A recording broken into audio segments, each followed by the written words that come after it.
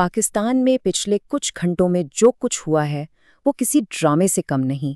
ایک طرف دہشت گردی کی بڑی لہر، دوسری طرف سیاست کا گرم میدان، اور پھر پارٹی کے اندر کی لڑائیاں۔ ایسا لگتا ہے جیسے ایک ہی دن میں پورے ملک کو جھنجھوڑ کر رکھ دیا گیا ہو۔ تو اس پوری صورتحال کو سمجھنے کے لیے ہم اسے 4 حصوں میں دیکھتے ہیں۔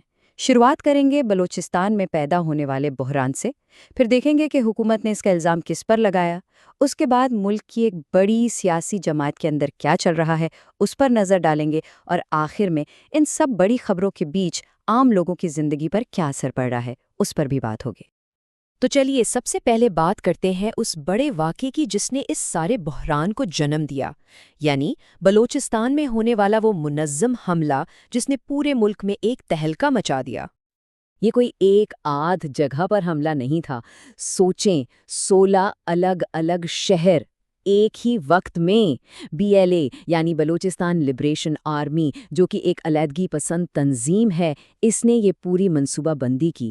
کوئٹہ، گوادر، تربت جیسے بڑے شہروں سمیت 16 مقامات کو نشانہ بنانا یہ بتاتا ہے کہ کتنی بڑی اور سوچی سمجھی کارروائی تھی۔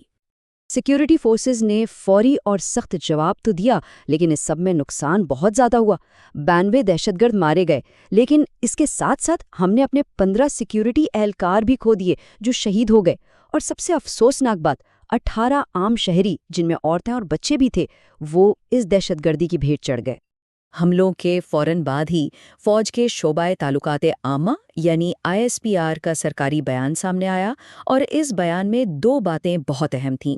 ایک، ان حملوں کو بزدلانہ کہا گیا، اور دوسرا، صاف صاف اشارہ دیا گیا کہ ان کے پیچھے غیر ملکی آقا ہیں، یعنی باہر کی طاقتیں جن کا مقصد بلوچستان کا امن خراب کرنا ہے۔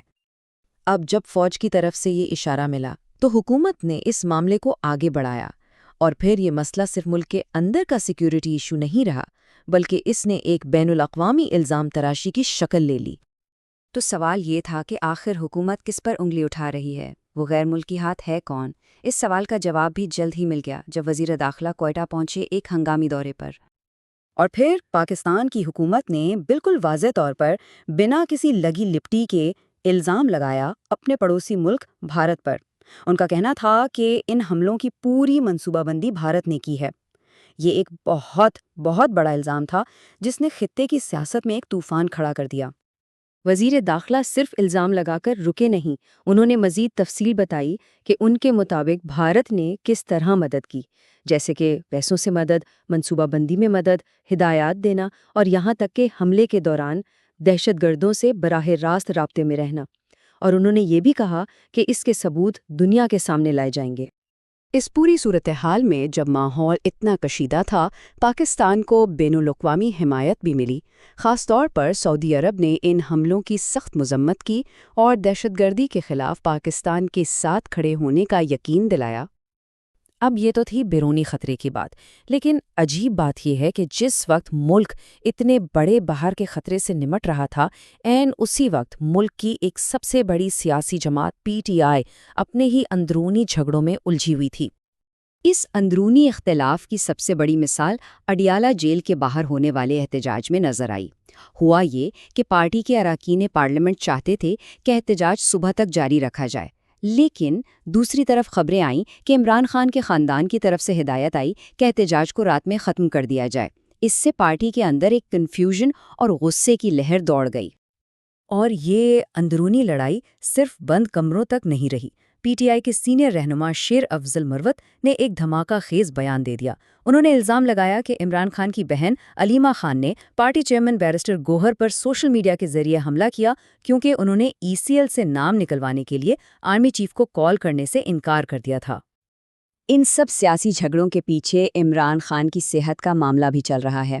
ان کے وکیل ان کے میڈیکل ریکارڈز مانگ رہے ہیں اور چاہتے ہیں کہ ان کا علاج نجی اسپتال میں ہو۔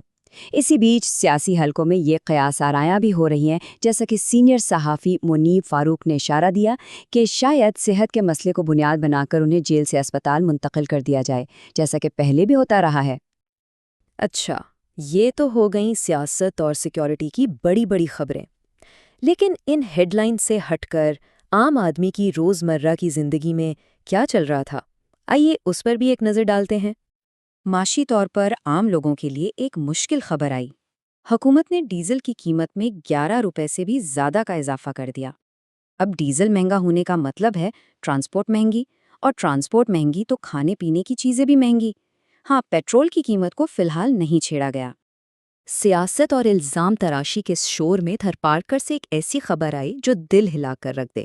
صرف 1 مہینے کے اندر ایک ہی ہسپتال میں 50 بچے، اور وجہ غذائی قلت اور ایسی بیماریاں جن کا علاج ممکن ہے۔ یہ خبر ہمیں یاد دلاتی ہے کہ ملک میں کتنا گہرا انسانی بحران بھی موجود ہے۔ لیکن ان سب ٹینشن والی اور افسوسناک خبروں کے بیچ ایک خبر ایسی بھی تھی جس نے لوگوں کے چہروں پر مسکراہٹ لا دی۔ کرکٹ کے میدان سے پاکستان نے آسٹریلیا کو T20 میچ میں بری طرح ہرایا اور سیریز بھی اپنے نام کر لی۔ کم از کم قوم کے لیے خوشی کا ایک لمحہ تو تھا۔ تو جب ہم ان 24 گھنٹوں کو دیکھتے ہیں تو ایک عجیب تصویر سامنے آتی ہے۔ ایک طرف ملک باہر سے آنے والی دہشت گردی کا سامنا کر رہا ہے، اور دوسری طرف اندرونی سیاست میں آگ لگی ہوئی ہے۔ اس صورتحال کے بعد سب سے بڑا سوال یہی اٹھتا ہے کہ اگر ملک اندر سے ہی اتنا تقسیم ہو تو وہ باہر کے خطروں کا مل کر مقابلہ کیسے کرے گا، اور استحکام کا راستہ کہاں سے نکلے گا؟